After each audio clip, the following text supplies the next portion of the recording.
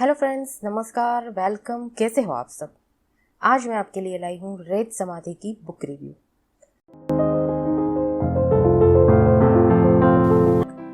International Booker prize 2022 winner पुस्तक रेत समाधि, जिसका English में नाम है टोम ऑफ सैंड, का बुक रिव्यू। तो चलिए देखते हैं क्या है इस किताब में, जो कि ऐसे प्रेस्टिजियस पुरस्कार से पुरस्कृत हुई है। अगर एक ही वाक्य में मैं बताऊं इस पुस्तक में क्या है, तो बस मैं सिर्फ इतना ही कहूंगी कि रेत समाधि लेखन की हर सरहद को तोड़ता चलता है।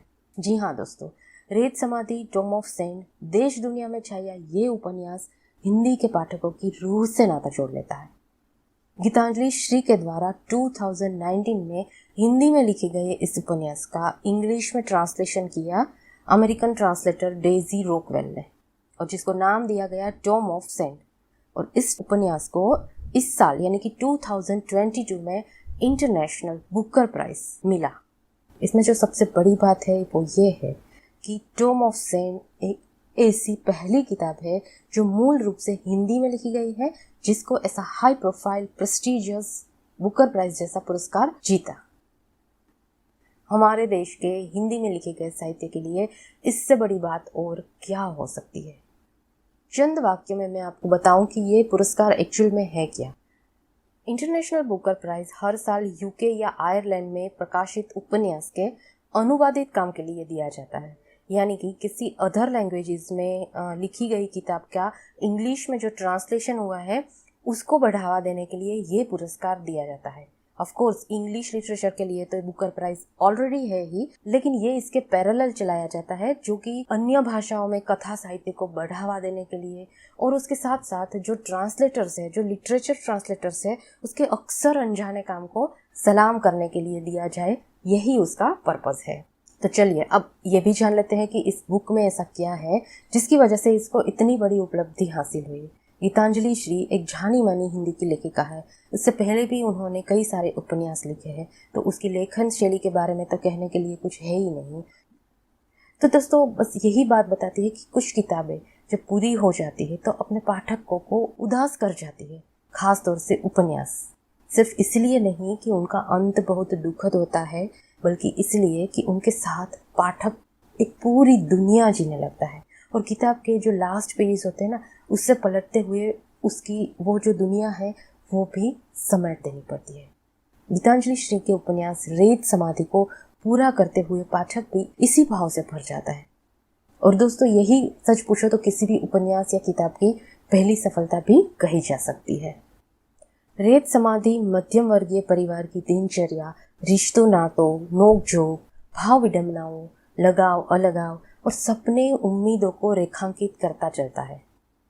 ऐसे ही परिवार की दो स्त्रियां, एक बेटी और एक माँ, एक बड़ी होती और दूसरी उम्र के साथ छोटी, एक गंभीर और जिम्मेदार तो दूसरी उम्र के साथ आजाद और आबाद, इस कहानी की धुरी है जिस पर सारा उपन्यास घूमता रहता है। बुक की जो शॉर्ट समरी है, सेंट्रल आइडिया है, उसके बारे में अगर मैं बताऊं तो कथा के केंद्र में दो औरतें ही हैं। एक बड़ी हो रही है और दूसरी छोटी। दोनों रिश्ते में माँ बेटी है।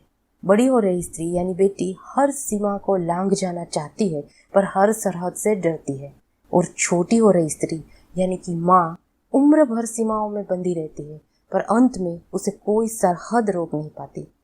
पर यह छोटी सी कथा इतनी विराट, इतनी बृहद है कि कई परतों के साथ पाठक को सामने खुलती है, और पाठक उसमें बिना दिशा भान के बहता चलता है, जैसे रेत का कोई समुद्र हो जिसमें नहीं पता कि कब कहाँ कौन सा टीला बन जाएगा, और दर्द, जीवन, नजर और अनुभव का एक नया शिखर पाठक के सामने खड़ा हो जाएगा।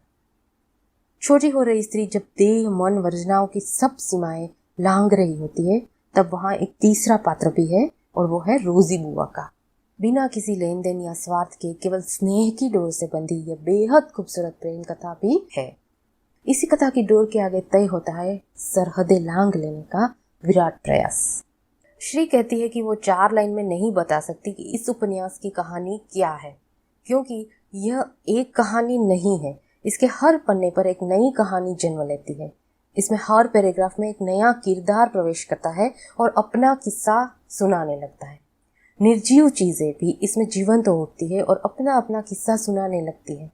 घर का दरवाजा, दीवारें, छड़ी, पेड़ पौधे, पंछी, तितलियां और यहाँ तक कि रेत और हवा भी। तो जब मैंने ये किताब पढ़नी शुरू की तो मेरे मन में एक ख्याल आया कि इसका नाम रेत समाधि ऐसा क्यों रखा गया। तो दोस्तों, इस सवाल का जवाब उन पाठकों के लिए स्पॉइलर होगा जो ये किताब पढ़ने से पहले इस रिव्यू को सुन रहे हैं, इसलिए इस पर बात करना अभी ठीक नहीं होगा। लेकिन आई बेट कि इसे पढ़ने के बाद आप ज़रूर जान जाएंगे कि इसका नाम रेत समाधि क्यों रखा गया, और ये भी तय है कि हर व्यक्ति इसका जवाब अलग अलग देगा। एक आम घर से निकली कहानी कैसे बॉर्डर पार कर पाकिस्तान पहुंच जाती है, ये पढ़ना काफ़ी रोमांचक है। गीतांजलि श्री का यह उपन्यास सिर्फ भारत पाकिस्तान सरहद ही नहीं पार करता, बल्कि लेखन की भी हर सरहद को तोड़ता चलता है। बिना वाक्य बनाए भी शब्द इतना कमाल कैसे कर सकते हैं, वो आप इस उपन्यास में देख सकते हैं।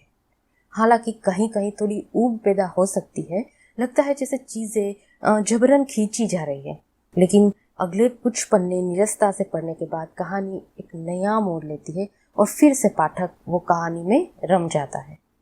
रिश्तों के ताने बाने में उपन्यास कई मुद्दे पर कटाक्ष भी करता चलता है।